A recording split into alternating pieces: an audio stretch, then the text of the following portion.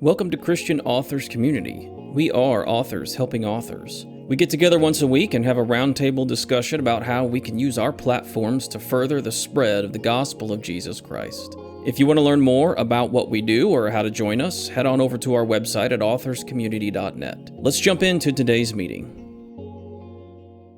John is here, and John is an illustrator. He's not a writer, but he illustrates. Well, he's going to explain to us how he does his illustrations and how it's different from some others that we might find or that like Jay does. So I'm just going to turn it over to you, John. You take it over. Okay. Well, Jay will pop in sometime here, Okay. I'm guessing, but I can probably speak for him. Like Nancy said, I probably can't even write a paragraph compared to you guys, but I do the illustrations for book covers, and I've got several children's books published. Authors, not my books, but I do the cover art and the interior art, and I haven't done that all my life. I've drawn all my life as far back as I can remember, but at age 17, I had this impulse to go into law enforcement. So as soon as I was old enough to get in the academy, that's where I went. And some of you people know because I've been here, but for those who don't, I spent my life doing that and then retired. And then I went into illustration full time because I did draw and accumulate, some knowledge during that time. And I didn't go to college. A lot of my family and everybody said, you should go to college for art. But I never did. I had that impulse to go the other way, and so I'm self-taught. It really doesn't mean much. It just means it took me longer to get there, I guess. But that's what I've done since the '90s, and full time. And as far as this is going to take all of about 5 minutes probably to tell you exactly how I work with authors. So. I'm not going to have any PowerPoint presentations. I'm not going to have any kind of, presentations, nice presentations like you guys do. But Jay and I agree that we're pretty much along the same lines as how we work with authors and publishers. Primarily, I work with indies like you, self-publishing people, and so it's kind of a one-to-one basis. So what I normally do is when someone contacts me and they're interested in seeing whether I can do their cover for them, we usually, I set up a time to discuss by phone because I like phone better. Stuff sinks in my head better when I talk to somebody instead of emails. But, I ask them, what kind of book they have. And, primarily I do a lot of fiction work. So I'm more into science fiction and fantasy. And I haven't done a romance yet, if anybody's out there that wants a romance. But anyhow, losing my train of thought here. So anyway, I usually set up a time with the author. They send me a 1 or 2 page synopsis of their book and a list of their characters and descriptions. And then I look that over, and then I set up a time to phone them, and we usually spend some time there discussing what's in the mind of the author. A lot of authors have their own ideas of what they think their cover should look like. So that's a big help to me. It gets me pointed in the right direction.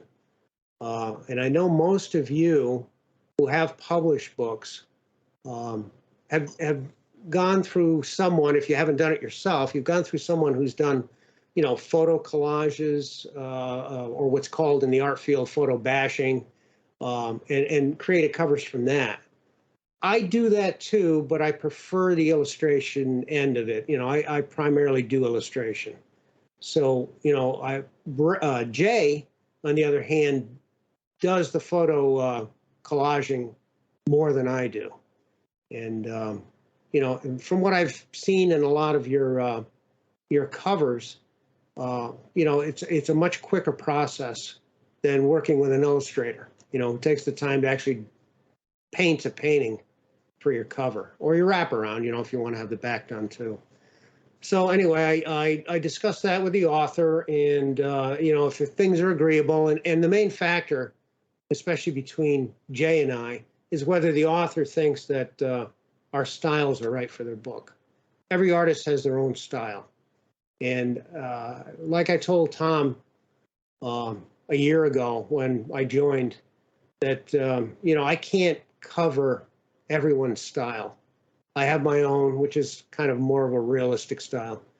And there's a lot of aspects to books that require different styles. That's why there's so many different artists, too, as there are authors. So Jay has his style, I have mine. And the group probably would benefit by having a few more artists in it, with different styles. So especially when it comes to children's books like Eileen's books. I don't do that style. And, if anybody's seen my work, you'll know my children's book tend to lead more towards, realistic images. In fact, let me put up my website link, because that's basically what you want to do. You want to go to the author's, the artist's website, and you want to look at their portfolio, see what they've published, see what kind of work they've done, and see if it fits what you might fit your book. Now, Maury, for example, I would have never done his cover because it's not my thing. It's not, I could have done it, but it's not what I do. So, he went elsewhere for that and wound up with a fantastic cover. So let me put up that website so you can take a peek at it. And when Jay comes on, he can put his up too. And you can see the differences between us. But primarily, as far as working, we both talked about how we work together, and we're pretty close in the process. So, when we discuss things with an author and they tell us what they're looking for, then we start doing what's called rough drafts. And they're just quick black and white, drafts that we build up and add to as the process continues. So I send out a draft to an author, and the author looks at it and likes, well, do I like the composition? Is this what I had in my head? And I try to pick the author's mind quite a bit because they see their book in a certain way. And I try to get that as much information as I can there, and then add my own. So I go through the rough draft process, and we go back and forth a few times, and eventually we reach a point where the author's happy with it, and then he signs off on it, and then I do the finished painting, which is the full color painting.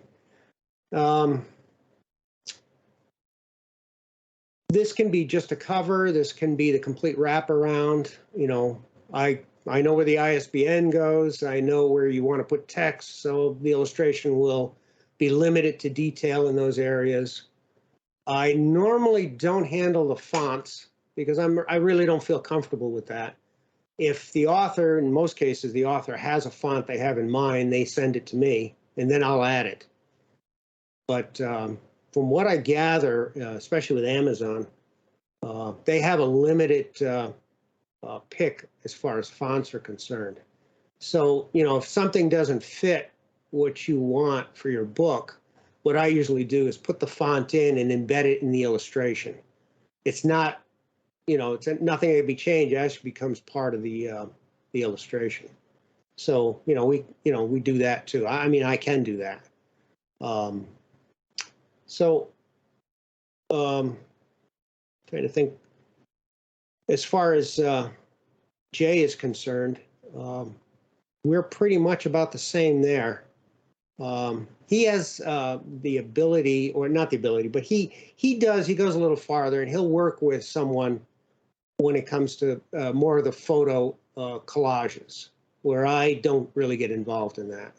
So that's kind of it rounds out the abilities we have to offer. So, if you're not looking for a painting or an illustration for your book, Jay could probably take care of what you need. But as far as the process, he's got the same, he does the same thing. Usually, I have a contract I work with. I believe Jay does too. And once the author and I agree on, going ahead with the project, I supply the author with a contract.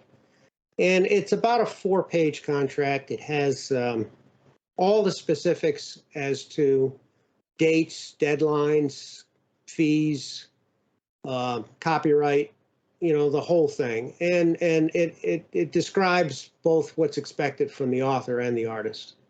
And we both sign off on that. And normally I accept 50% up front until the rough drafts are approved. And then I do the finished painting. And then when that's complete, before I release it, the author approves it, and then I get the final payment. So that's how I work. When you work with many other artists, you're going to see that everybody has their own way of working, but that's about the general way. When you're dealing with somebody overseas, I don't know. When you're dealing with somebody locally, you can talk to them. You can, they're here. Overseas, I don't know. And I know some of you probably have gone overseas for covers. And if you've had a good experience with that, that's great, But if anything happens and you can't, follow through with anything, it's very difficult to finish up, especially if you've paid them in advance. And this is what I've learned from, other artists that I work with. So one other thing too, and I'm not sure all artists are this way. Jay and I are. When we do an illustration or whatever for an author, we supply them with what's called limited rights. And that limited rights is listed in the contract. And what it does is it offers the ability for the author to use that illustration in any way to promote the book. Whether it's advertising, whether it's anything to do that promotes the book.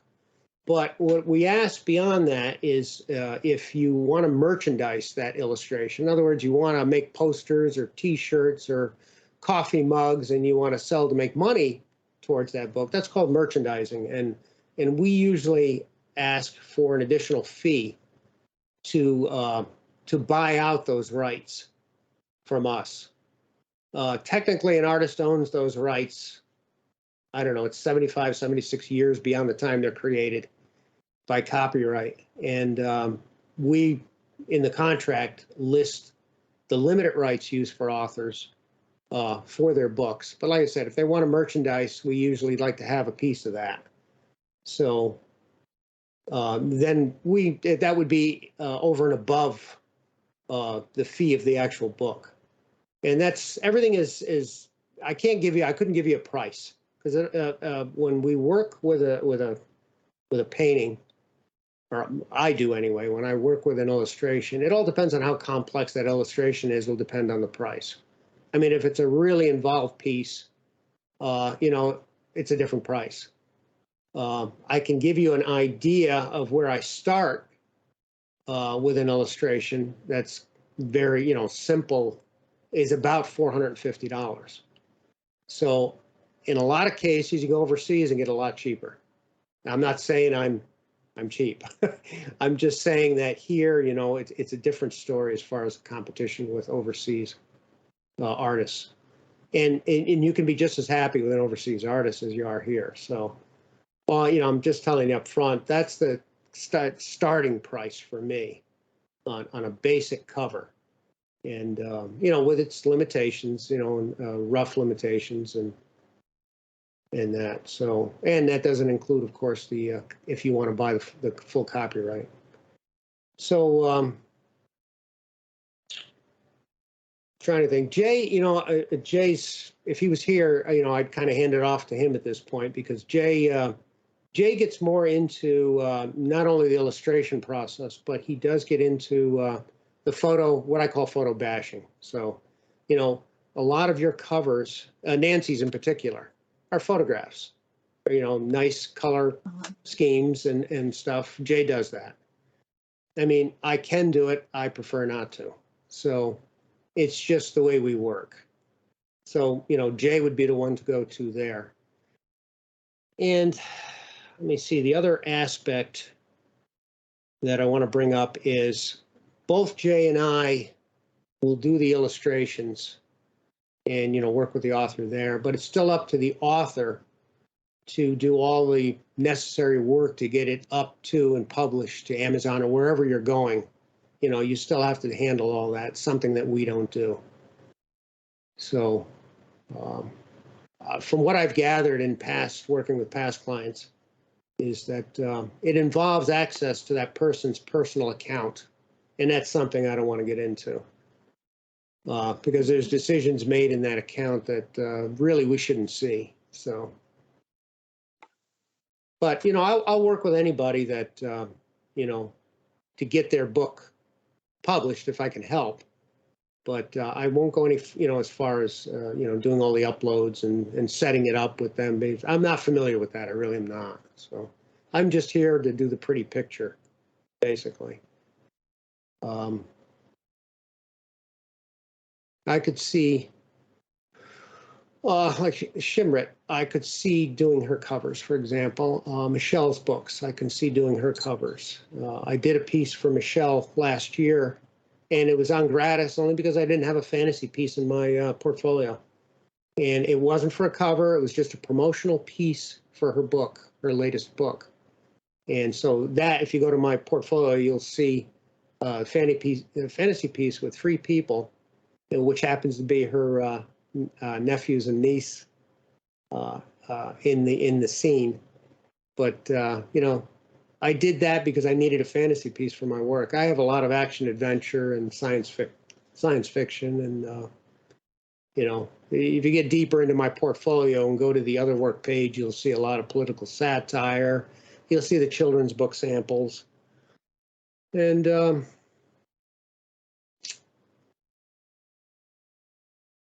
to think if I missed anything here, without Jay jumping in.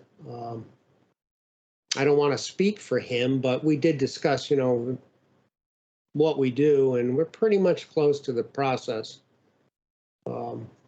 I hope he didn't have trouble getting in. I'm still getting messages from Paul that he doesn't see the join button. I just double checked. It's there, but. No, it's there. I don't see know. it. Okay, so I don't know if, some may be having trouble getting in. It Yeah, happens sometimes. yeah. I'm not quite sure how to help him at this point, so. Well, I don't want to speak for Jay, but, we had spoke within the last week just to get our, facts together, and we pretty much are about the same. It's just our styles are different. So, and he's got 2 websites because I know Jay does websites as well. He's into that tech end of the web, so that's another opportunity you have. So he has actually 2 websites, I believe, that he could put up.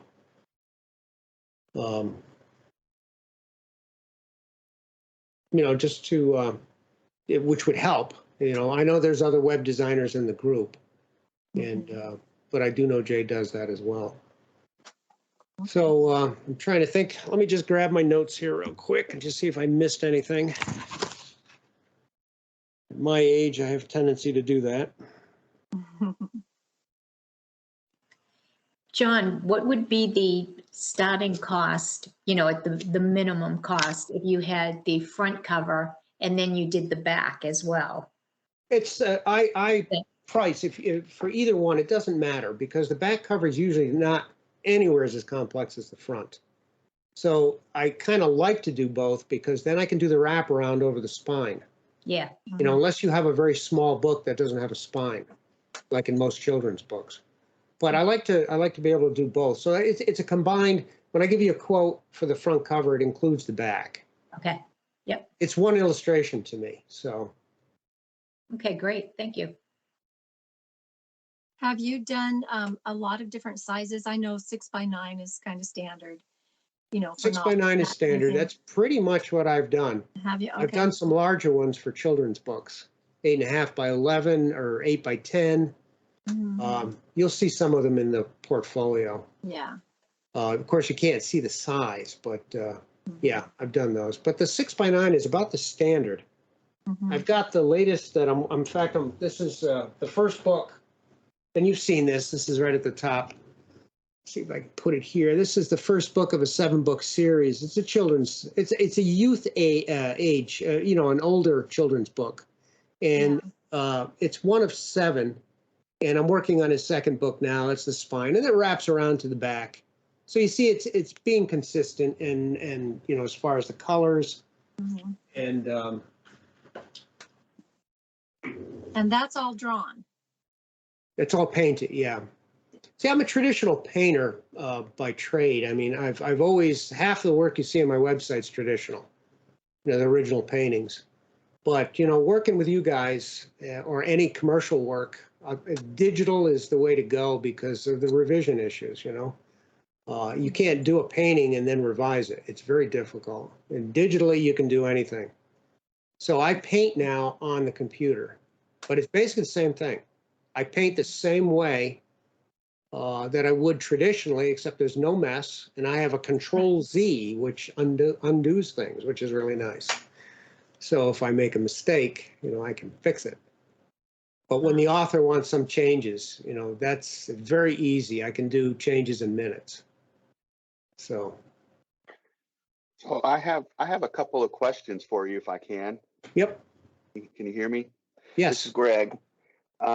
I'm also an illustrator, and I'm a traditional illustrator, and I'm interested in doing, my work as well. The hangup that I always seem to run into is getting the traditional, paper or canvas digitized. Can you talk about that a little bit? I used to do that. Actually, when I was doing a lot of prints, I would take it out and have it professionally done. But you can scan them in as long as you have a good scanner and it's a large enough scanner, depending on how big you work. Otherwise, you photograph it. And photography wasn't my thing. I mean, I photographed a few things, but there's so much to that too, that's why I wound up sending my work out and have it done professionally. They get the colors, the lighting, the contrast, they get everything right. And whatever they can't fix there, they do in Photoshop. So that's how I would do it. I don't know how large you work. It's different sizes. I mean, it depends. Usually I like to work 50% up the size of the It's piece good that when I'm you doing. reduce it. Yep. The other question that I have is about picture books that have interior illustrations. Is it pretty much the same as far as the layout? Do you use like InDesign or Okay. As far as that's concerned, this is another thing that I leave to the authors. I don't get involved in this. I've used InDesign. It's a great program. But what I only supply when I work with authors is the illustrations. It's up to the authors to put it together. So if you're going to do that, InDesign is an excellent program. I just supply the sizes that the author requires. So in other words, when I first start working with an author, I ask them for a template. And this is usually they're done writing the book. They've already set up an account with Amazon and they put in the page count. And then Amazon supplies them with a template. And that template gives the thickness of the spine, the bleed. It's got all the important information as to where the picture goes. And then they supply that to me. And then I work from that. So I know what not to leave on the edges or where not to put something in the spine. And then that's what I supply them. That illustration should fit exactly into that template when they upload it, without any scaling. Because if you scale an illustration, you're going to lose something somewhere.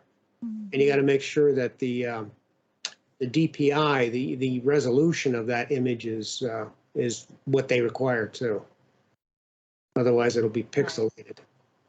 So if you have InDesign, I'd recommend it. I know a bunch of you guys use your own software when you put your books together, and you've discussed it in meetings prior. So it might be something to ask the group too, because I know some of you have done it. Yeah, as far as my experience goes, a lot of I've done like with Photoshop, InDesign, and I'm blanking on the name for the Apple programs. You know, the programs that they use, they're kind of one-offs. Keynote, is it Keynote? No, it's their book program. I can't think of what it is off the top of my head, but the thing is, it just gets really clunky, and there's a ton of memory involved whenever you start doing picture books. And then I'm always concerned about the end product. It's not necessarily what I'm doing on the computer, it's how it's going to look in the end.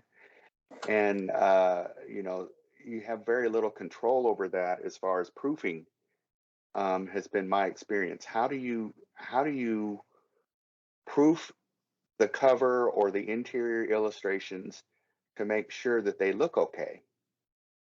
Okay, when I supply illustrations to an author, okay, they're to the proper scale. So the author should be able to just upload them. As far as the colors and the contrast, I supply both because most authors do ebooks and they do print.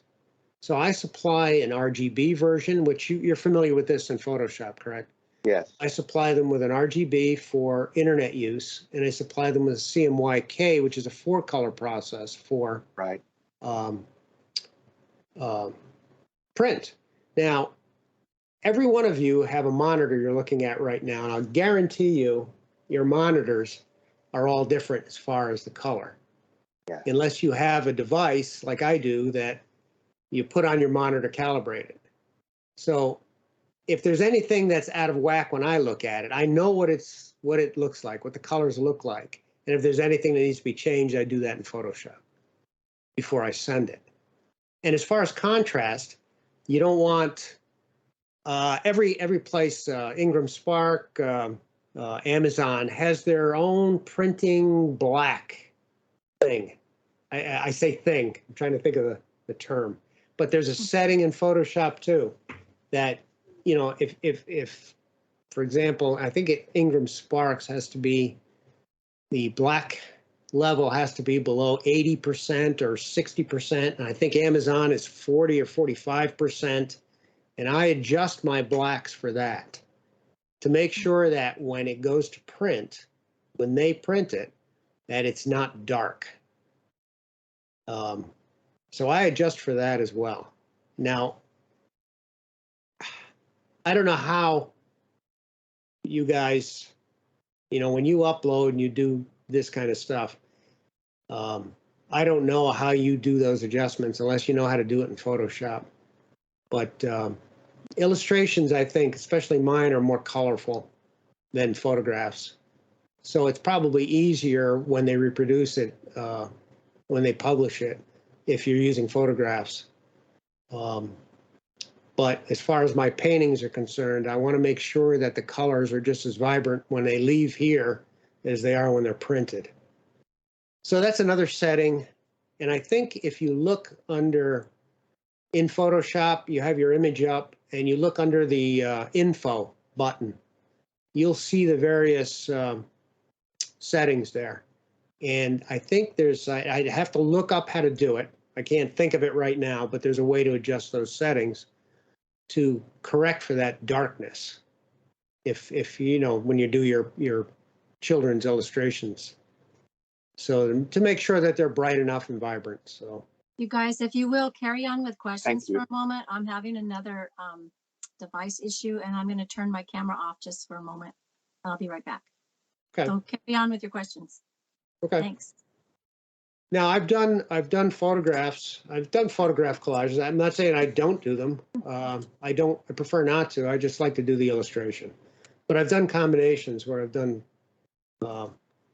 used some photographs that authors have supplied, and then I've painted over them, you know, where I needed to, or combine them with something, which I call photo bashing, like I mentioned before. So I can make it, you know, and Photoshop's great for this, but I also have another program that I primarily use that's just as good as Photoshop. So I bounce between those two softwares, and I just, you know, it's between composition and color, and so I'm happy with it, and the author, of course. I know a lot of you will be, you know, self-publishing your own covers. I mean, a lot do. And a lot of them are really nice looking. You do great jobs. So I'm basically here just for a painting, you know, and, um, Jay, another, as far as I can say, as far as Jay, he does more of the photo bashing. So in combination, I know he's trying to get in. It's probably he's having difficulties. So Yeah, I don't know if it's just me or everything else, but there's been a few difficulties. I think we're no, good. and who knows? He has been so busy with his what he's working on now that I'm surprised he was even able to make it today. So, or at least try. But as far as the processes that I described, we're both about the same, just different styles. So when you talk about you paint digitally, then what kind of program do you use for that? Like, how do you do that? Is I it a use computer several. program for- Yeah, I use several programs, and I've learned this over the years. I mean, I started going digital in the early 2000s. So, you learn and you learn every day, you're learning something new. So I use what's called Clip Studio Paint. It's actually the software was made in Japan, and they almost mimic Photoshop. I mean, Photoshop can do everything for you. As far as I'm concerned, Photoshop is like the primo, but Clip Studio is a lot cheaper, to purchase and use. And I've been with Clip Studio for years, and they're very close to being equivalent to Photoshop's use. As far as painting, you'll find most of your painters, digital painters out there, use Photoshop still. I mean, that's what they use, but there's a lot of them changing over to Clip Studio now too. But I bounce back and forth. And, as far as fonts, we were discussing that earlier. If authors supply me with a font, I'd be happy to put it in for them if they don't want to deal with the font issues when you upload. I'll just make it part of the illustration. And I can always change that later if they need to have it changed. I never finalize anything.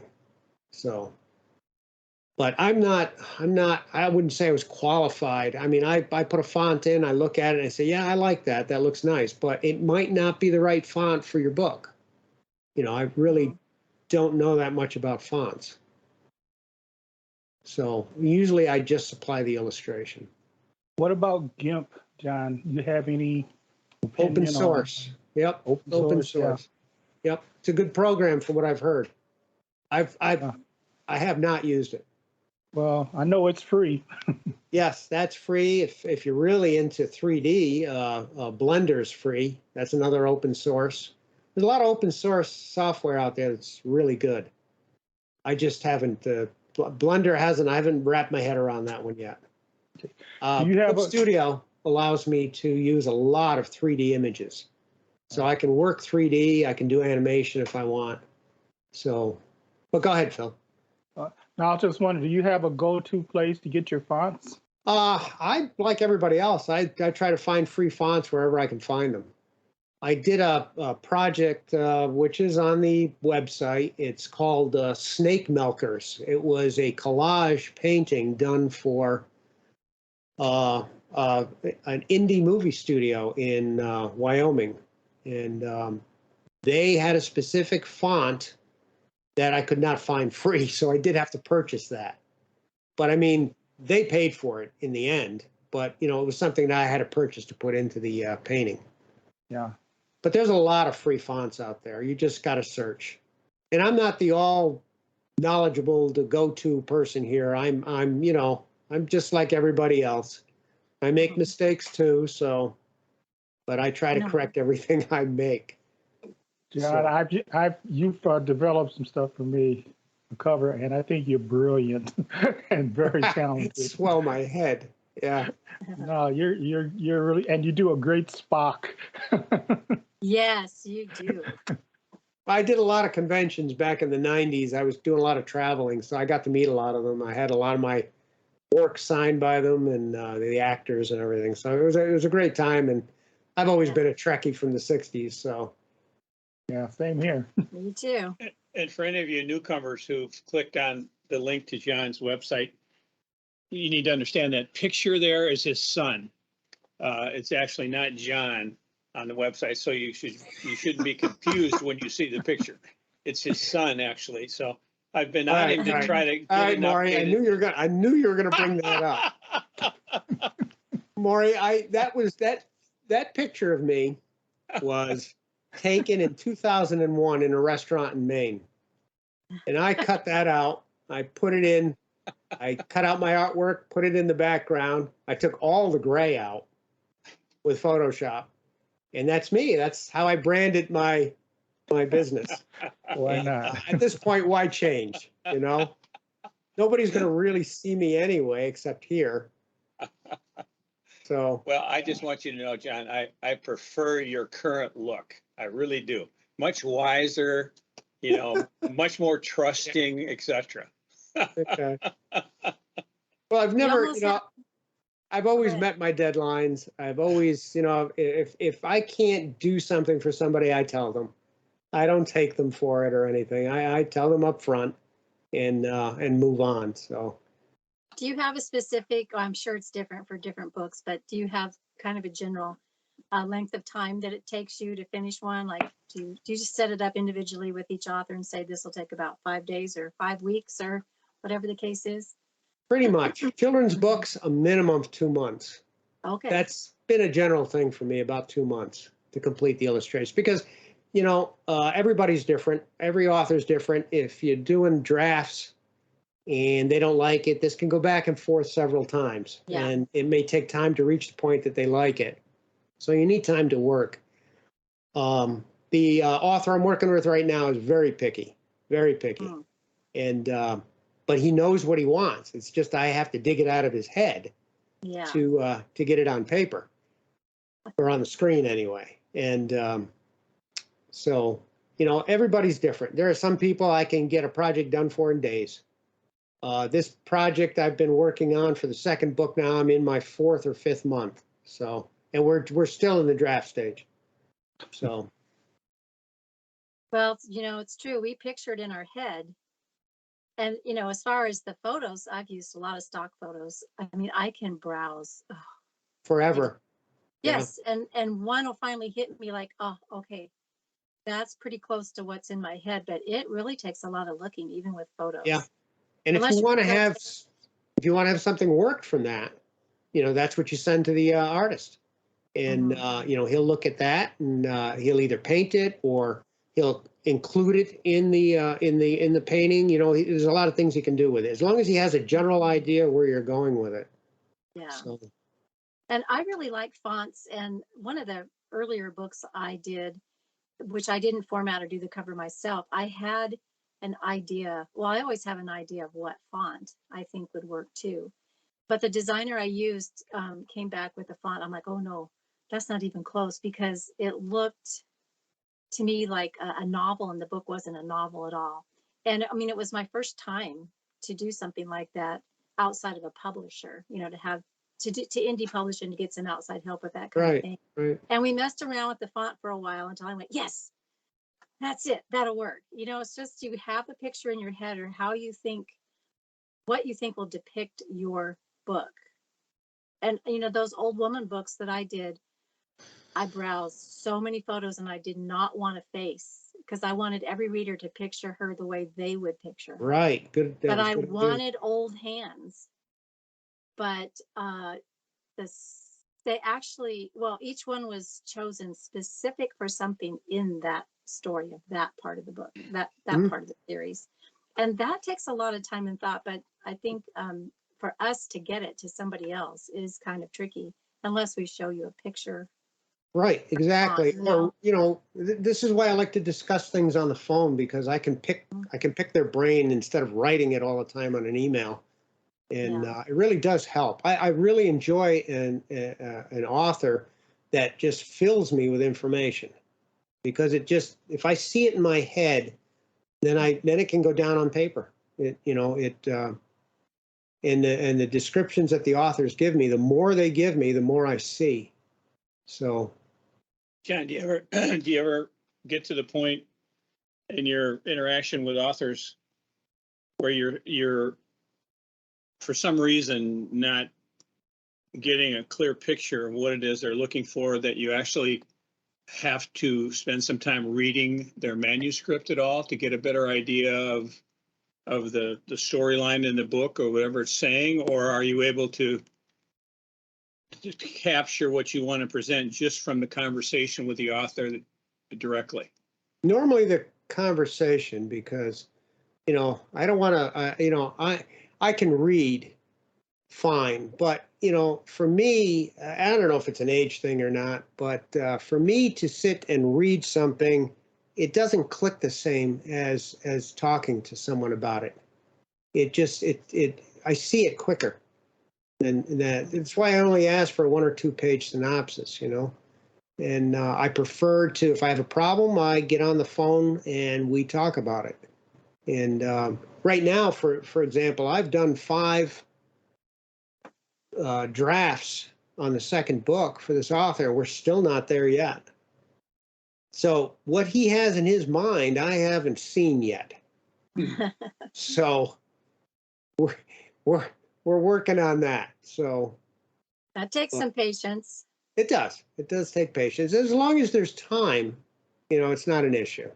You know, that Snake Milkers poster I did, that was a 24 by, no, it was a 30 by 36 poster. And I only had, by the time the contract was signed and I got all the information, I only had 5 days to finish it. So big difference. John, how much does the title of the book influence the design concepts you go after in creating your cover design, if at all? It depends. Okay. It depends. You know, the author usually has a title set in their mind. I don't try to change that, but, you know, I try to work from it in some cases, but sometimes it can be elusive. I still need to talk to the author, you know, still need to get what they have in their head. The title, I'm trying to think, the book I'm working on now is similar to a Harry Potter book. So the title is lengthy, you know, it's the character's name, and then, you know, the next part of the story. And that kind of describes the story. In this particular case, you know, there's a princess involved. So, you know, obviously the focus of the cover is on the princess. So, you know, and that's in the title. But, you know, the latest children's book I just completed, that's in the portfolio too. That was called Sloth Pals, I believe it was. And obviously the title, it's a sloth.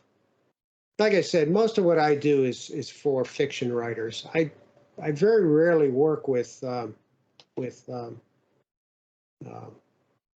know, others. So So if I'm you more were here. given like a photo that was scenic, would you copy that photo? Like maybe it's a field with flowers in it or something. Yeah, if the author, you know, I usually check to see if there's any royalties on it, you know, if there's any copyright issues or anything. But usually the author sends me something, we check on that to be sure. If he wants to use that photo and incorporate it in the cover, you know, we have to be sure that it's royalty free. Right. So otherwise, yes, I can paint it and then we can get away with it that way. But that takes a lot longer. Yeah. So there's a lot of free sites out there, and they've been mentioned in past videos, you know, for authors, where you can get a lot of images. Pixabay is one that I always go to. Unsplash is one that I use a lot. Yeah. And there's a lot. You can set up your Google search. If you're using Google, you can set up the search to look for royalty-free images. But, you know, even though you find them, you still got to check. You got to click on it and check to see if it is actually free, you know, from the author, because you don't want to infringe in any way. Right. You know, I like use all the deposit stuff that's on my photos. website for the most part is a lot of intellectual property. I can't sell it. I can't, you know, I can't make money from it. It's just something I've done, and you know, it's there. It shows people my style. So I'm sorry. Go ahead, Estella. Oh, no, it's Wendy. Oh, I was going to Wendy. say, I use deposit photos a lot for my work. Yep. I do pay for them, but once or twice a year, they come out with like 100 photos for $39, and then you can buy as many credits as you want. So, Yep. And then I don't have to worry about credit. You know what I mean? Having to The copyright. acknowledge that. Yeah. Yeah. Yeah, there's a lot. You just got to take your time to search for it. Because, you know, a lot of you can really do your own books. You really can. You know, it's probably a little challenging in the beginning because I found it, you know, working with some authors, I found Amazon to be challenging sometimes. So, you know, when they have a question for me or something, I try to research it. There's one author that I've done a lot of covers for, his action adventure novels. And I go to him sometimes to ask questions because we're kind of on a one-to-one basis. And, you know, he helps me out if I can't figure something out for another author. So, well, when it comes to Amazon. Yeah. But I've had my challenges. That's why I don't get involved in it. It's nothing I really want to do. Wow, I can't believe it. 50 minutes? I thought this was going to take all of about 10 minutes. You're way more knowledgeable than you That's thought. because Jay wasn't here. Well, it sounds like a lot of hard work. I enjoy it, though. Intricate. Yeah, I enjoy it. to craft. Oh, Craig has a question. Yeah, question, John. So if you, after talking with an author, decide that maybe you're just not going to click, or we're looking for something different that you're willing to provide, do you have like a portfolio of other people you recommend, or how does that work for you? There's a lot of people that I would highly recommend, but no, I don't send them there. They're more my mentors, actually. But now Jay is the only other person that I would send you to, you know, in the community. I don't really have anybody else. I know a lot of artists, but none that, you know, that I would send anyone to. So, no. Okay. I mean, there's so many places to go to when you're looking for art. I mean, there's a lot of websites. There's a lot of places. I mean, I'm on a couple of them. So there's other artists out there. You just got to search. The only problem with searching for artists is, you know, sometimes you can get scammed, and sometimes you don't know, you know, might not be satisfied with, you know, how they work. So, you know, it's a challenge for you guys. It really is. Right. So I've written a children's book, and I wrote it probably 2 years ago. And I had family members who are artists and are very talented who say, yeah, I'm going to do this. And yeah, it would be great. Well, 2 years later, I'm still waiting for the first, you know, thing. So, you know, I've kind of given up the search. I did look a little bit online, but, you know, who do you trust? So that's why I'm kind of wondering, you know, and it's a kid's book, and it's probably for 3, 4, 5-year-olds in that genre. So, well, Craig, you know what I'd recommend is ask Eileen. She's not here today, I don't believe, but ask Eileen.